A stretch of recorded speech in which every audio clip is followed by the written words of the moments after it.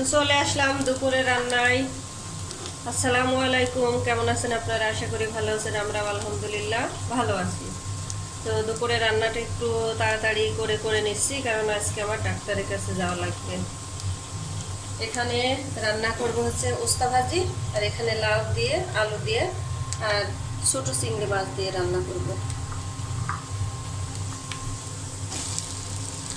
এখানে পেঁয়াজটা ভাজা হয়ে গিয়েছে, আমি এখন উস্তা দিয়ে দিলাম। অল্প পরিমাণে লবণ আর হলুদের গুঁড়া দিয়ে দিয়েছি। তারপরে তো এখানে উস্তা ভাজিটা হয়ে গিয়েছে, আমি এখন নামিয়ে নিব। একদম মুসমুসা করে ভেজে নিয়েছি। এইখানে আমি চিংড়ি মাছ দিয়ে লাউ রান্না করব। তেল গরম হয়ে গেছে, আমি পেঁয়াজ দিয়ে দিলাম।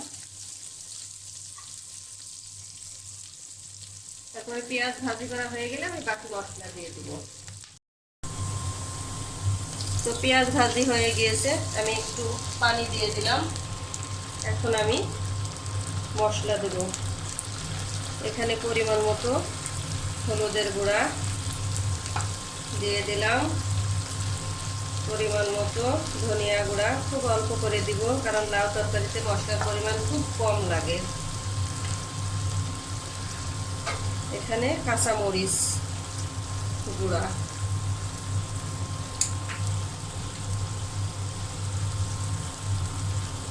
পরিমাণ মতো লবণ,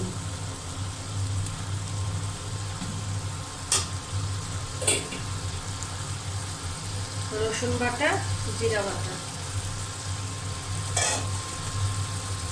এখন আমি মশলাটা ভালো করে কষিয়ে নিব।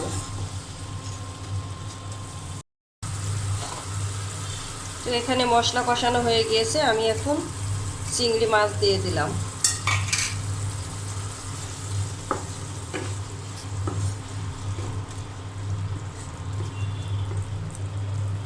এখন মশলার সাথে চিংড়ি মাছ ভালো করে কষিয়ে নেব।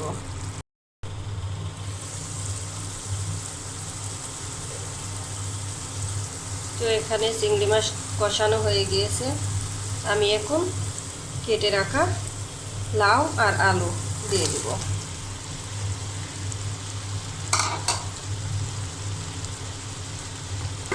লাউ তরকারি বেশিক্ষণ কষাতে হয় না।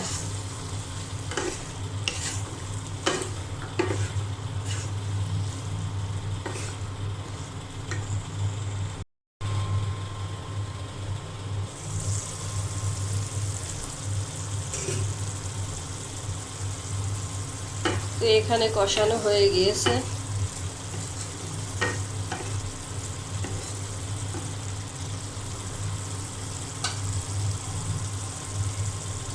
আমি অল্প পরিমাণে পানি দিয়ে দেব সিদ্ধ হওয়ার জন্য, বেশি দেব না, অল্প।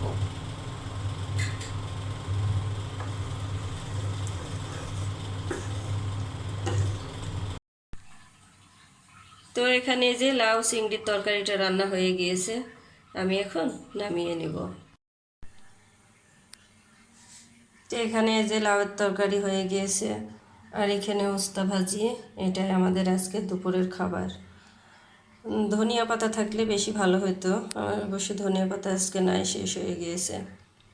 তো ভিডিওটি যদি ভালো লাগে চ্যানেলটি সাবস্ক্রাইব করে দিবেন, একটি লাইক দিবেন আর কমেন্ট করবেন। আসসালামু আলাইকুম।